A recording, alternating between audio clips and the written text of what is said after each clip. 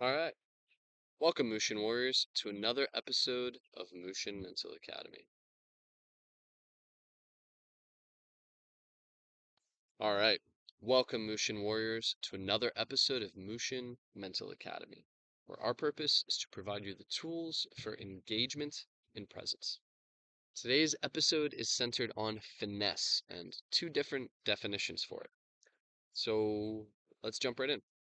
I think the easiest way to start is to provide examples of how these different definitions are used, and then we can talk about them a little bit more and see how we can use them. Okay. So for the first example, I'll provide a soccer drill. All right, there's a soccer drill called Power and Finesse, where your objective is you run from pretty far out and you're going to be receiving a pass. And the objective of the first shot is to take a power shot, where the goal is to harness and really tune in our ability to shoot with a lot of power and still maintain some sort of accuracy on target and hit it somewhere on the goal from far out. Cool. Once you've taken the first shot, you keep running and they'll pass you a ball significantly closer to the goal.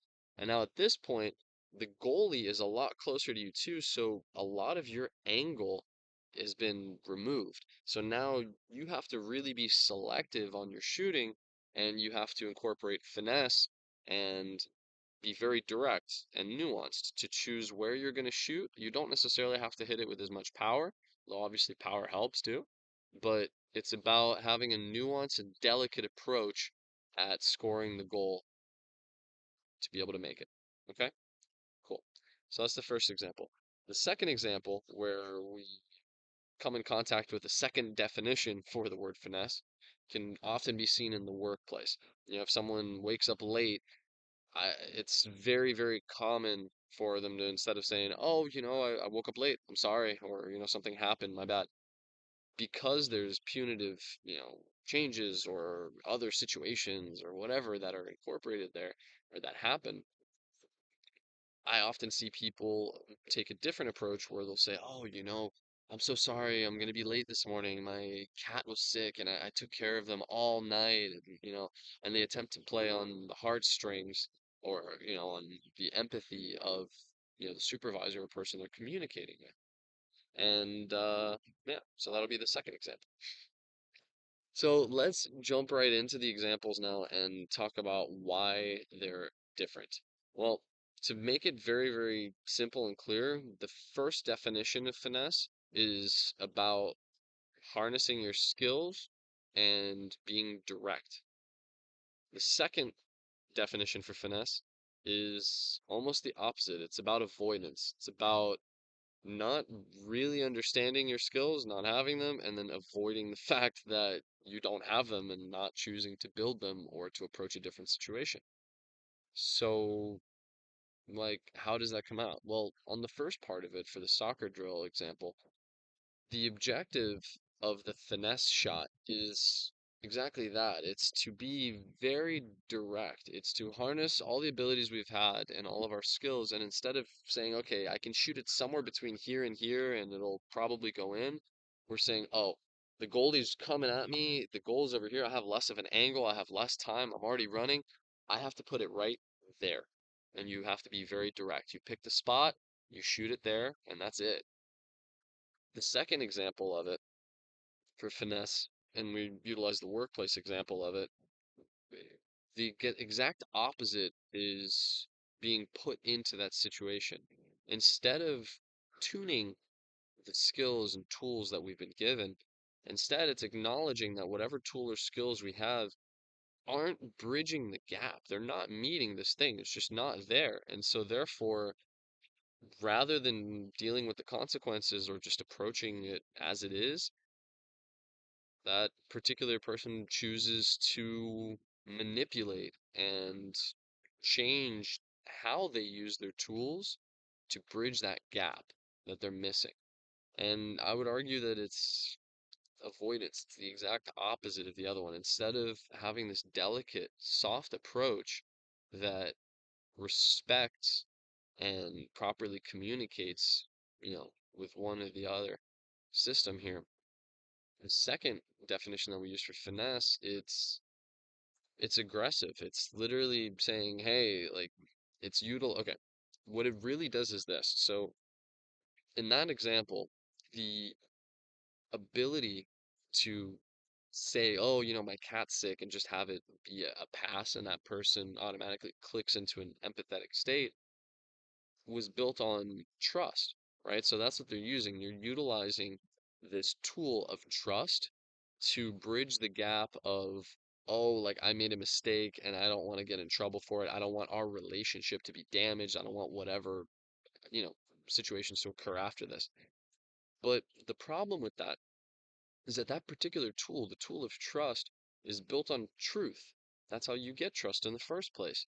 So what that means is now, in this particular example, to finesse that situation, what they're doing is literally utilizing a tool in a way that goes against the way that they got the tool in the first place. And yeah, you can play with that and see what it means for you and which of these approaches you feel is best in life. Um, obviously, like for me, it's pretty simple, and you can tell I have a bias on the way that I'm communicating, where I feel that the direct approach is far better. Um, and that's because I do. It flows. It's one that acts in harmony rather than one that cuts and breaks ties and, essentially manipulates the environment in an untruthful manner.